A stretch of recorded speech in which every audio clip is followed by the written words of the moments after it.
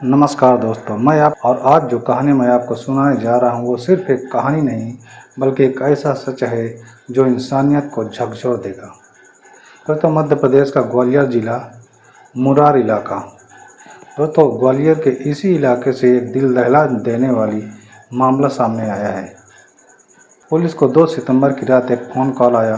Phone करने वाले शख्स ने कांपती आवाज़ में कहा, साहब, हमारे पड़ोस में कुछ बहुत बड़ा गुनाह छुपाया जा रहा है। अगर आप देर करेंगे तो सबूत मिटा दिए जाएंगे। तो पुलिस तुरंत मौके पर पहुंची। घर का दरवाज़ा बंद था।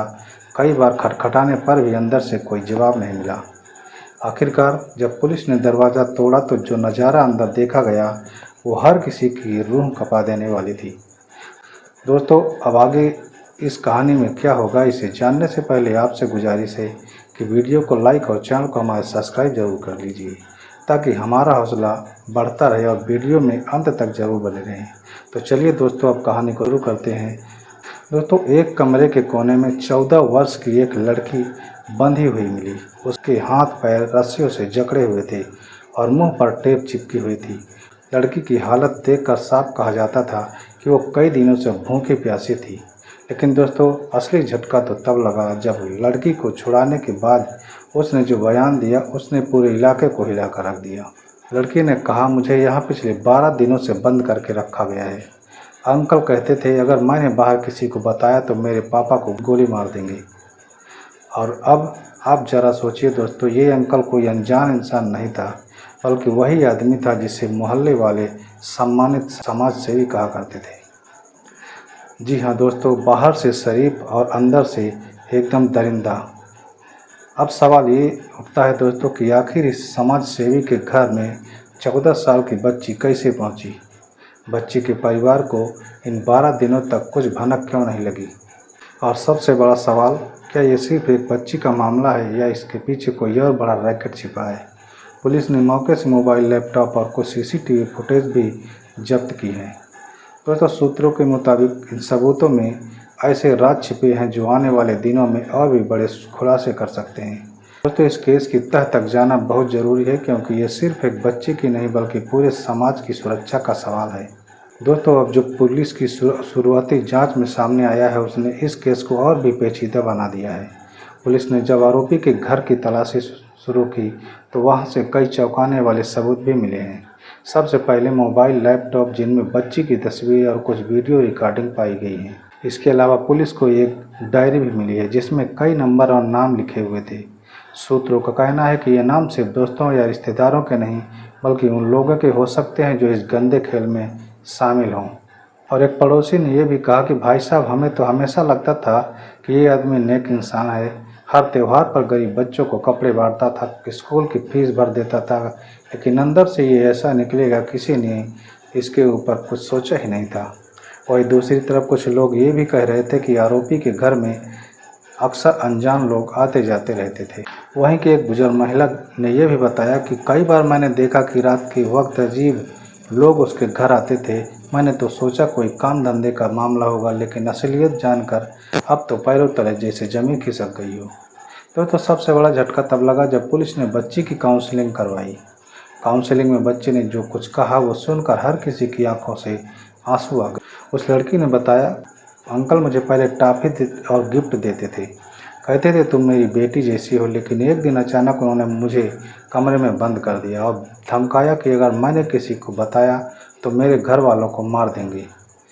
बच्ची का कहना है कि उसने कई बार कोशिश की निकलने की, लेकिन हर बार आरोपी ने उसे डराया और ज़बरदस्ती वापस अंदर कर दिया। और अब पुलिस शक जता रही है कि ये मामला सिर्फ एक बच्ची तक सीमित नहीं है। आरोपी की डायरी और मोबाइल से मिले सुरागों के आधार पर यह जांच की जा रही है कि क्या इसके पीछे कोई बाल शोषण गिरोह काम कर रहा है। तो दोस्तों, ये केस अब सिर्फ एक मोहल्ले का मुद्दा नहीं रहा बल्कि ये पूरे शहर की सुरक्षा पर खड़ा कर रहा सवाल है। लेकिन दोस्तों, अब कहानी पहुंच गई है अपने सबसे बड़े मोड़ पर। आरोपी का कबूलनामा और उसके डिजिटल डिवाइस से मिले खौफनाक सबूत। पुलिस ने जब आरोपी से सख्ती से पूछताछ की तो शुरुआत में वो बचने की बहुत कोशिश करता रहा। कभी कहता मुझे फंसाया जा रहा है झूठे इल्ज़ाम में, तो कभी कहता मैं इस केस से मुझे कोई दिलचस्पी ही नहीं है। मैंने बच्ची को सिर्फ पढ़ाई में मदद करने के लिए बुलाया था। लेकिन जब पुलिस ने मोबाइल और लैपटॉप के सबूत सामने रखे तो आखिरकार आरोपी टूट गया। आरोपी ने कबूल कर लिया कि हाँ, मैंने गलती की है। मैंने तो पहले तो बस बच्ची को अपने पास बुलाता था, लेकिन बाद में लालच और डर के बीच मैं खुद को रोक नहीं पाया।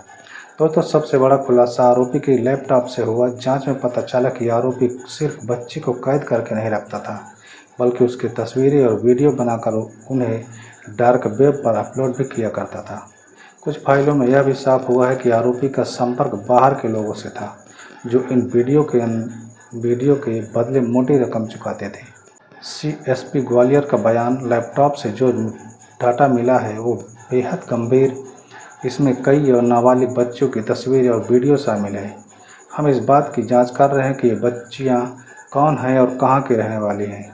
अब आप सोचिए दोस्तों, इंसान को मोहल्ला समाजसेवी मानता था, वो असल में एक ऐसे नेटवर्क का हिस्सा निकला जो मासूम बच्चियों को अपने जाल में फंसाकर उनकी ज़िंदगी बर्बाद कर दिया करता था। तो मोहल्ले वाले भी अब दहशत में हो गए थे। एक युवक ने कहा, हम तो अक्सर अपने बच्चों को उसके घर भेज देते थे, सोचते थे अच्छा इंसान है, अब तो लग रहा है पता नहीं किसके साथ क्या हो गया होगा। उधर 14 साल की बच्ची अभी भी सदमे से बाहर नहीं निकल पाई थी। डॉक्टरों का कहना है कि उसकी मानसिक हालत बेहद नाजुक है और लंबे समय तक काउंसलिंग की ज़रूरत पड़ेगी। दोस्तों, पुलिस ने आरोपी को कड़ी धाराओं में गिरफ्तार कर जेल भेज दिया, लेकिन अब जांच इस दिशा में भी बढ़ रही है कि क्या आरोपी अकेला था या फिर उसके पीछे कोई पूरा बाल तस्करी और सोशल गिरोह काम कर रहा था।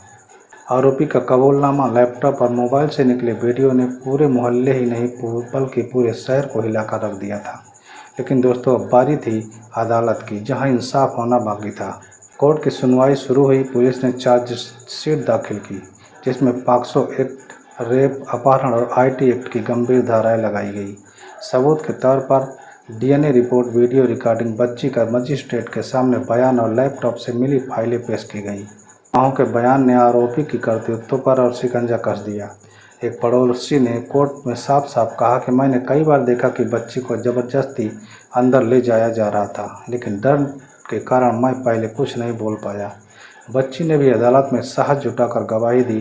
कांपती आवाज़ में उसने कहा कि उन्होंने मुझे डराया, कहा अगर मैंने बताया तो पापा को मार देंगे। मैं बहुत डर गई थी।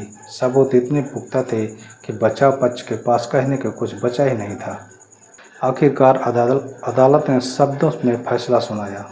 जज ने कहा, यह अपराध सिर्फ एक बच्ची पर हमला नहीं बल्कि पूरे समाज और इंसानियत पर हमला है।